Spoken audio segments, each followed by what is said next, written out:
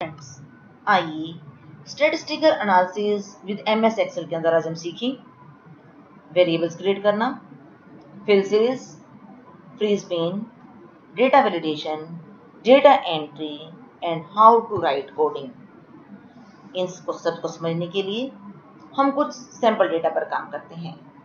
मेरे पास एक क्वेश्चनियर है और इस क्वेश्चनियर का टाइटल है a survey on ban on polythene.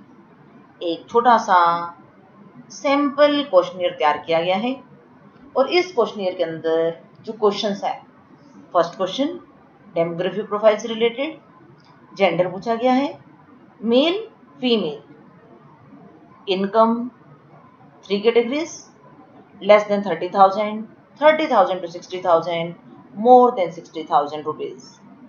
और थर्ड क्वेश्चन एज से रिलेटेड, यहाँ पर ब्लैंक स्पेस दिया गया है, यहाँ पर रिस्पोंडेंट को अपनी एज मेंशन करनी है ईयर्स के अंदर।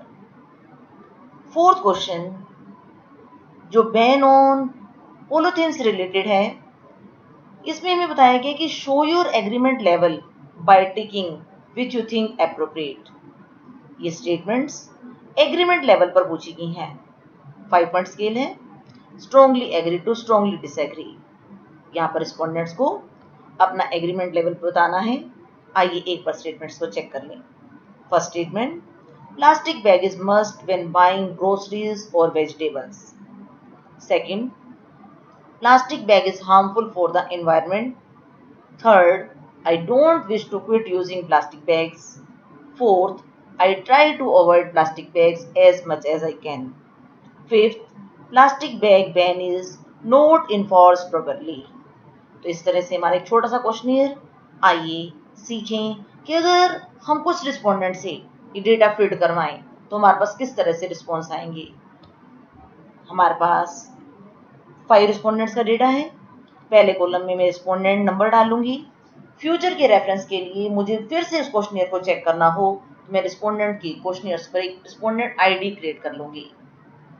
जैसे मैंने फर्स्ट रिस्पोंडेंट से पूछा उसका जेंडर, तो उन्होंने बताया मेल। हम एक बार मेल नोट कर लेते हैं। इनकम वो लेस देन 30,000 के ग्रुप में था। एज एक्चुअल डेटा है, रेशियो टाइप का डेटा है, एज बताई 34।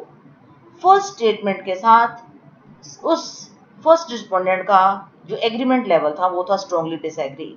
ऐसे स्टेटमेंट 2, स्टेटमेंट 3, स्टेटमेंट 4, स्टेटमेंट 5 के ऊपर उसका एग्रीमेंट नोट कर लिया गया।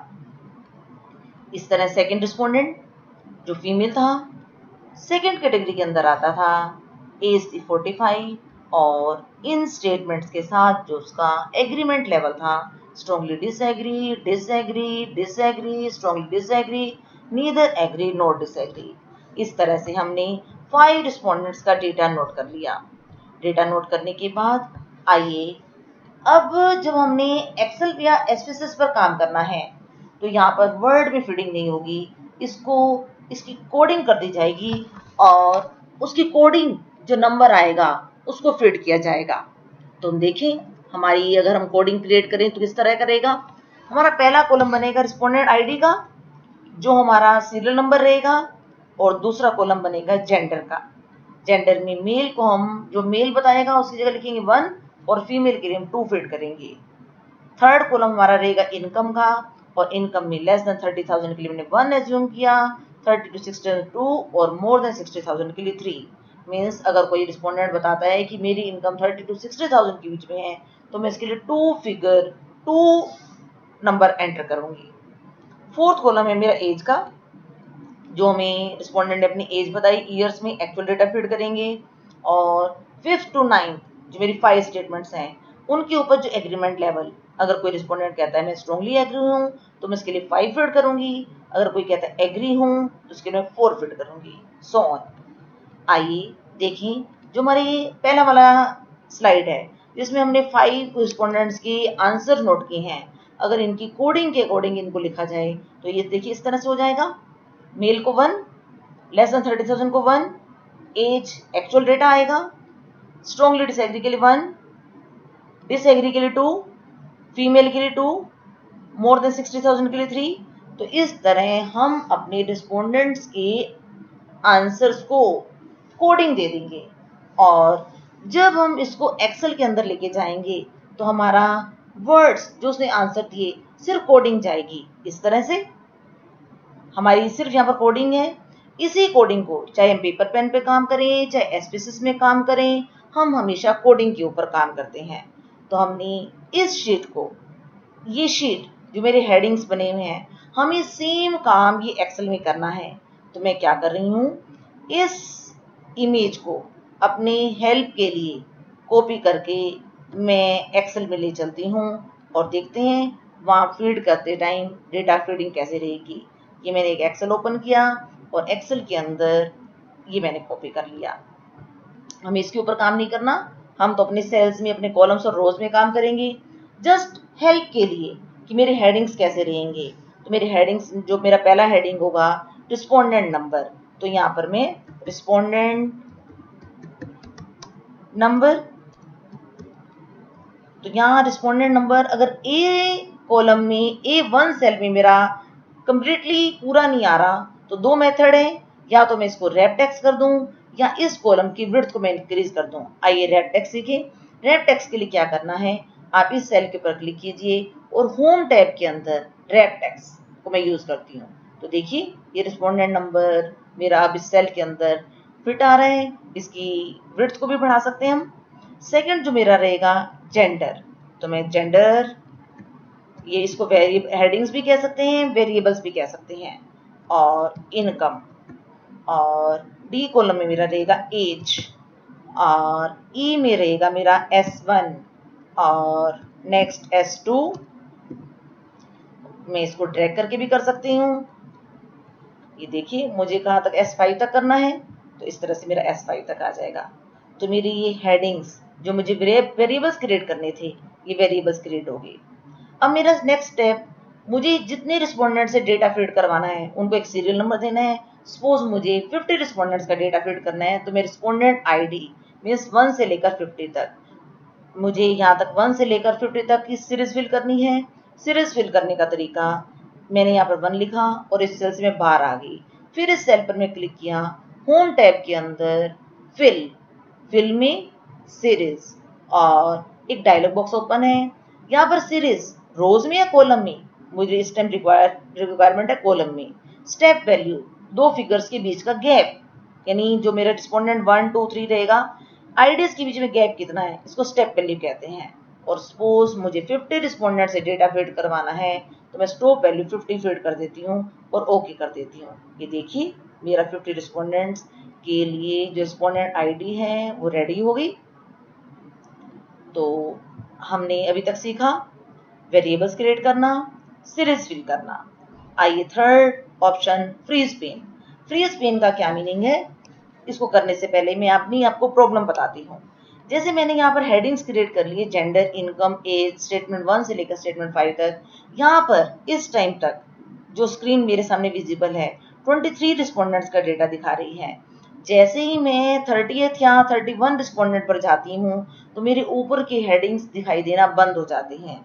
मैं चाहती हूँ कि मेरे ये जो हेडिंग्स हैं ये हमेशा विजिबल रहें, स्क्रीन पर मेरे सामने रहे, ताकि डेटा फीडिंग में कोई मिस्टेक ना हो। तो इसको करने के लिए, या दूसरी तरफ यहाँ पर मेरा एक सैंपल डेटा है, सिर्फ मेरे पास 9 वेरिएबल्स हैं। अगर मेरे पास, जब हम एक्चुअल में डेटा फीडिंग करेंगे, क्वेश्चन काफी लंबे लंबे होते हैं, तो 60 वेरिएबल 60 हेडिंग क्रिएट करने पड़ते हैं। अगर मैं हॉरिजॉन्टल मूव करती हूँ, अब हॉरिजॉन्टल मूव करने पर जब मैं एस कॉलम में आती हूँ तो मेरी यहाँ रिस्पोंडेंट आईडी दिखाई देनी बंद हो गई है। मैं चाहती हूँ कि रिस्पोंडेंट आईडी और ये हेडिंग्स हर टाइम मैं शीट में हॉरिजॉन्टल मूव करूं या वर्टिकल मूव करूं तो ये हेडिंग्स मुझे हमेशा दिखाई दें। तो इसके लिए क्या करना होगा, जहां से आप इन चीजों को फ्रीज करना चाहते हैं, फिक्स करना चाहते हैं, उस सेल पे क्लिक कीजिए। सेल पे क्लिक करने के बाद व्यू में हमारे पास ऑप्शन है फ्रीज पेन। फ्रीज पेन के ड्रॉप डाउन एरो पर क्लिक करते ही हमारे पास 3 ऑप्शन आती हैं, सिर्फ रो फ्रीज करनी है, या कॉलम फ्रीज करना है, या रो और कॉलम दोनों। यहाँ मेरे को रो भी करनी है और कॉलम भी करना है, तो मैं फर्स्ट ऑप्शन को यूज करती हूँ। तो फर्स्ट ऑप्शन को यूज करती आपको एक बोल्ड सी लाइन दिखाई दे रही होगी। अगर अब हम मूव करके देखिए, वर्टिकल मूव करके देखते हैं एक बार, ये देखिए जब मैं 30 रिस्पोंडेंट पर आती हूँ तो अभी भी मेरे हेडिंग्स ऊपर विजिबल हैं। और इसी तरह जब मैं हॉरिजॉन्टल मूव करती हूँ तब भी मेरे रिस्पोंडेंट की आईडी किसी भी कॉलम में जाने पर रिस्पोंडेंट की आईडी दिखाई दे रही है, तो ये कहलाता है फ्रीज पेन। आइए, फ्रीज पेन के बाद हमारे पास है डेटा एंट्री। डेटा एंट्री जो हमने 5 रिस्पोंडेंट का इमेजरी डेटा क्रिएट किया है। जैसे फर्स्ट रिस्पोंडेंट ने बताया जेंडर 1, तो मैं यहाँ 1 फीड कर दूंगी। इनकम फर्स्ट ग्रुप के अंदर और एज है उसकी 34 ईयर्स। स्टेटमेंट 1 के साथ है वो जो उसका स्ट्रांगली डिसएग्री, और स्टेटमेंट 2 के साथ डिसएग्री, और हम इस कोडिंग को यहीं से फीड कर लेते हैं, तो ये 2 और ये 2। अगर मैं ये काम किसी असिस्टेंट से करवाती हूँ, मैं चाहती हूँ कि डेटा फीडिंग के टाइम मिस्टेक ना हो। मैं चाहती हूँ कि जिस रेंज के अंदर डेटा आना चाहिए वो डेटा फीडिंग के टाइम ना तो उस वैल्यू से कम आए और ना ही उस वैल्यू से ज़्यादा आए। सपोज जैसे हमारे पास यहाँ पर जेंडर के अंदर 2 कैटेगरीज हैं, हमने कोडिंग क्या एज्यूम की थी 1 और 2।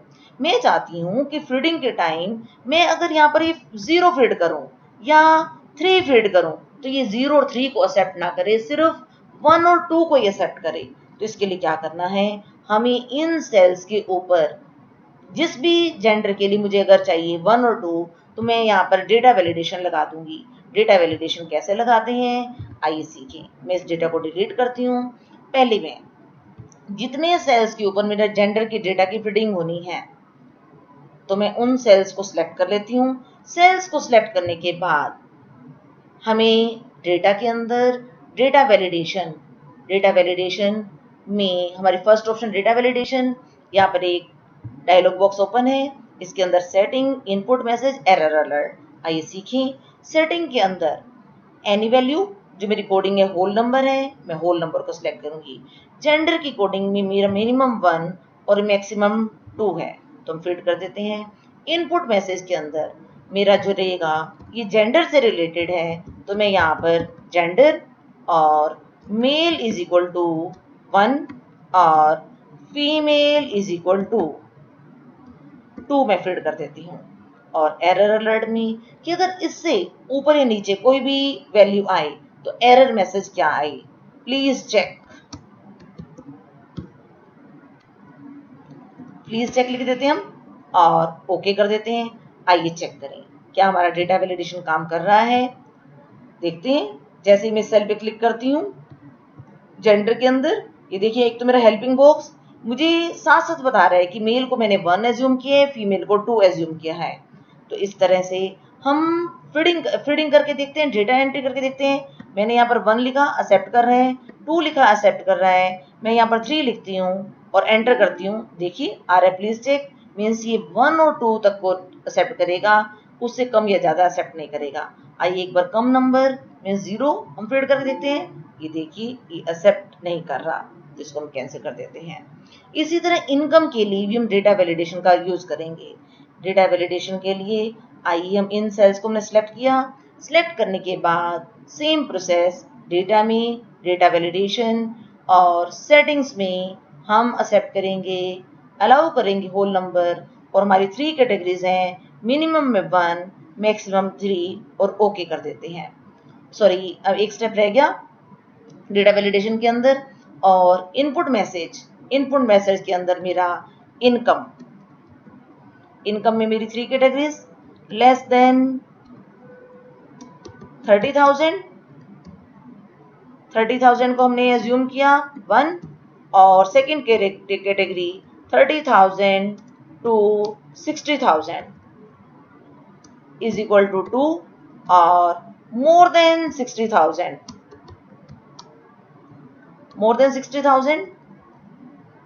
Is equal to 3। और एरर अलर्ट में आप अपनी तरफ से कोई भी message, you fool, please check, stop, तो हम इसमें स्टॉप डाल देते हैं, ओके कर देते हैं। ओके करते ही आइए चेक करें क्या डेटा वैलिडेशन काम कर रहे हैं। देखिए हेल्पिंग बॉक्स लेस देन 30,001, 30,062 और मोर देन 60,003। आइए हम कोई नया नंबर जो 1 और 3 की रेंज में नहीं है, हम 9 फीड करके देखते हैं, एंटर करते हैं। देखिए प्लीज स्टॉप का मैसेज आ रहा है। मैं रीट्राई करती हूँ और फिर एंटर करती हूँ, तब भी देखिए सेम मैसेज। तो इसको कैंसिल करना है तो ये इनकम हमारी 1 और 3 के बीच में एक्सेप्ट करेगा, इससे ऊपर या नीचे नंबर एक्सेप्ट नहीं करेगा। एज, क्या एज के लिए हमें डेटा वैलिडेशन लगाना है? एज के लिए हमारा एक्चुअल डेटा है। वैलिडेशन लगाने के लिए हम यहाँ एक काम और कर सकते हैं। सपोज हमने डेटा फील्ड करवाया है, हमने 15 ईयर से नीचे और 70 ईयर से ऊपर का डेटा, किसी रिस्पोंडेंट ने एज नहीं बताई, उसका डेटा हमने फीड किया है, तो यहाँ भी हम डेटा वैलिडेशन लगा सकते हैं कि रिस्पोंडेंट की एज जो 15 ईयर्स और 70 ईयर्स के बीच में एक्सेप्ट करे, उससे ज़्यादा एक्सेप्ट ना करे। तो आइए देखें, डेटा वैलिडेशन में हमने सेटिंग्स में होल नंबर, क्योंकि हमने एज होल नंबर में ली है, मिनिमम हम यहाँ लिख देते हैं 15 ईयर्स और मैक्सिमम में 70 ईयर्स पोज कर लेते हैं। और इनपुट मैसेज में हम कुछ नहीं दे रहे, सिर्फ हम अगर लिखना चाहें एज में भी क्या, ये 15 ईयर्स 15 टू 70 के बीच में है, और 70 ईयर्स, और एरर अलर्ट में प्लीज चेक लिख देते हैं। तो हमारे पास एक हेल्पिंग हैंड रहेगा, हेल्पिंग बॉक्स की तरह रहेगा, कि हमें पता रहेगा कि अगर किसी रिस्पोंडेंट की एज बाई चांस 15 ईयर से कम लिखी हुई है तो उसको चेक कर लेना चाहिए, रेफरेंस में जाकर उस क्वेश्चन को चेक करें कि ऐसा कैसे है। तो आइए एक बार चेक करें, देखिए एज के साथ मुझे दे रहा है 15 से 17 ईयर, क्योंकि जो मेरे टारगेट ऑडियंस थी, टारगेट रिस्पोंडेंट थी, मैंने इतना ही लिया था कि मैंने इसे 70 ईयर से प्लस से नहीं भरवाना। जो मेरा सर्वे का था 15 ईयर से 17 ईयर्स के बीच के रिस्पोंडेंट का ही डेटा था। आइए एक बार फिर देखें कि स्टेटमेंट नंबर 1 से स्टेटमेंट नंबर 5 तक, यहाँ हमें मालूम है कि हमने 5 पॉइंट पर काम किया है, strongly agrees to strongly disagree. लेकिन क्या हमें सेम अगर डेटा वैलिडेशन देना है, क्या हमें हर एक कॉलम के लिए अलग अलग करना होगा? नहीं, डेटा वैलिडेशन हम एक साथ सिलेक्ट करके भी लगा सकते हैं। हमने सिलेक्ट किया और सिलेक्ट करने के बाद डेटा में डेटा वैलिडेशन, और सेटिंग्स के अंदर हम देंगे अब होल नंबर में यहाँ पर मिनिमम 1 और मैक्सिमम 5, और इनपुट मैसेज में एग्रीमेंट लेवल,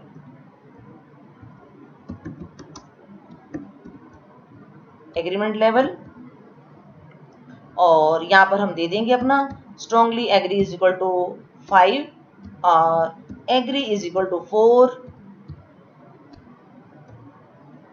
और एक बार हम चेक कर लें कि हमने क्या एज्यूम किया था, strongly agree is equal to 5, agree is equal to 4, बिल्कुल ठीक कम काम कर रहे हैं। Strongly agree is equal to 5, agree is equal to 4, neither agree nor disagree is equal to 3, और डिसएग्री इज इक्वल टू 2, और disagree is equal to strongly disagree is equal to 1।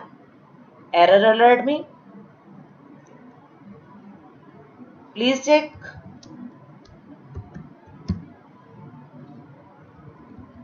हम लिख सकते हैं और ओके कर देते हैं। आइए चेक करें क्या हमारा डेटा वैलिडेशन हर सेल के लिए काम कर रहा है? बिल्कुल काम कर रहा है।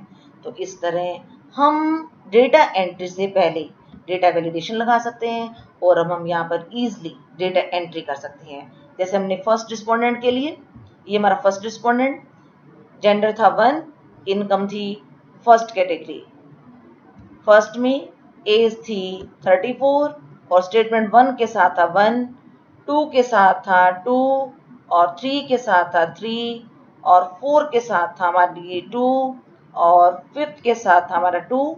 और इस तरह सेकंड रिस्पोंडेंट पर आ जाते हैं। सेकंड रिस्पोंडेंट की हमारे पास कोडिंग है 2, और इनकम के लिए 2, और एज के लिए 45, स्टेटमेंट 1 के लिए 1, स्टेटमेंट 2 के लिए 2, स्टेटमेंट 3 के लिए 2, और स्टेटमेंट 4 के लिए 1, स्टेटमेंट 5 के लिए 3।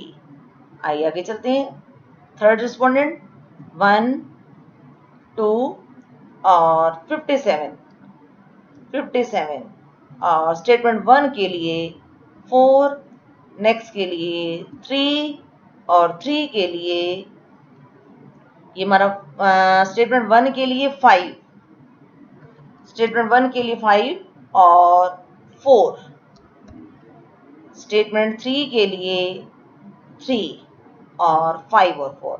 तो इस तरह हम बाकी रिस्पोंडेंट्स के लिए भी डेटा एंट्री कर लेंगे।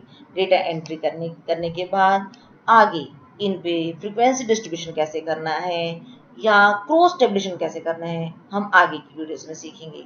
फ्रेंड्स, आज के हमने इस वीडियो में सीखा वेरिएबल क्रिएट करना, सीरीज फिल करना, फ्रीज पेन करना, डेटा एंट्री करना और डेटा वैलिडेशन करना, और साथ में इनकी कोडिंग कैसे की जाती है हमने ये सीखा। I hope this video will be useful for you. Thank you my friends.